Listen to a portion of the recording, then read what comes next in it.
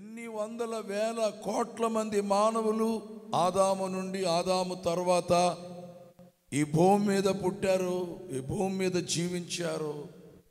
వారందరికంటే గొప్పవాడు దేవుడు గనుక ఆయన దేవాది దేవుడు. ఈ దేవుని యందు మనము విశ్వాసం ఉంచవలసిన వారమై ఉన్నాము.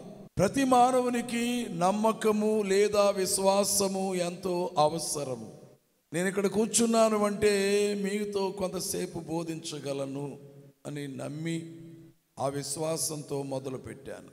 మీరు ఇక్కడికి వచ్చారు అంటే బయలుదేరే సమయంలోనే దేవుని మందిరమునకు నేను వెళ్ళి ప్రార్థనలు చేసుకొని వస్తాను. దేవుని ఆశీర్వాదముల కోసము ఆయన్ను అడుగుతాను, మనవి చేసుకుంటాను. నేను అడిగిన వాటిని దేవుడు నాకు అనుగ్రహించునువని విశ్వాసముతోనే ఈ స్థలమునకు మీరు వచ్చి ఉన్నారు. విశ్వాసము లేక అవిశ్వాసము, అల్ప విశ్వాసము ఉన్నట్లయితే వారికి కలవరము, భయము, నెమ్మది లేని స్థితి.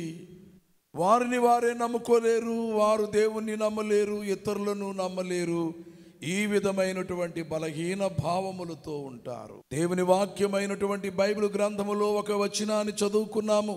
విశ్వసించువాడు కలవరపడడు, అనగా దేవుని యందు విశ్వాసముంచిన వాడు కలవరము, కన్ఫ్యూజన్ ఉండదు, అధైర్యం ఉండదు, ఫియర్ భయము ఉండదు, అనుమానం ఉండదు, అనగా సందేహములు ఉండవు, డౌట్స్ అవి లేకుండా ఉంటాడు.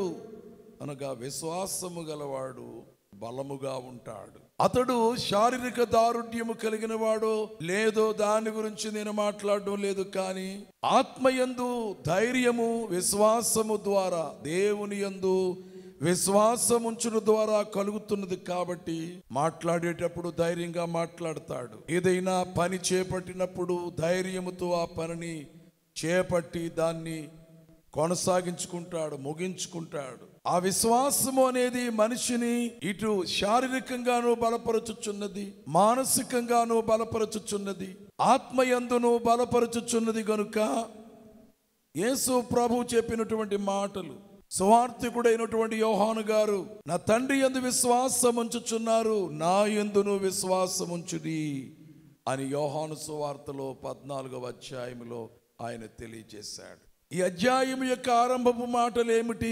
మీ హృదయములను కలవరపడనీయకండి.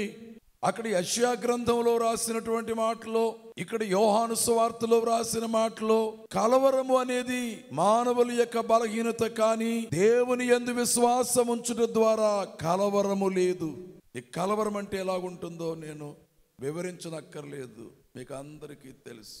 ఏదైనా ఒక కార్యం మొదలు పెట్టినప్పుడు జరుగుద్దో లేదో, ఉద్యోగం కోసం ప్రయత్నం చేసినప్పుడు అది వస్తుందో లేదో, ఈ విధమైనటువంటి కలవరములతో నిండిన హృదయానికి దేవుని దగ్గర నుండి చాలా స్పష్టమైనటువంటి జవాబు అందుచూ ఉన్నది.